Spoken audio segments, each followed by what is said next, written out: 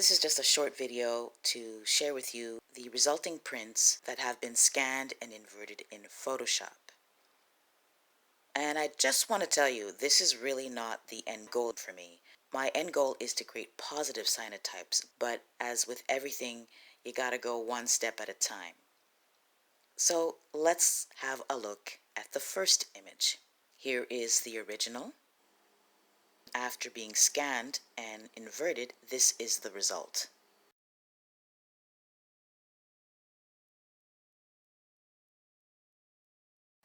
And this is image number 2. And here it is scanned and inverted.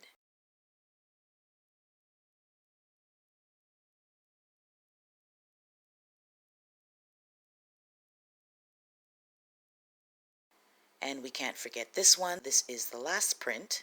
And here is the final result.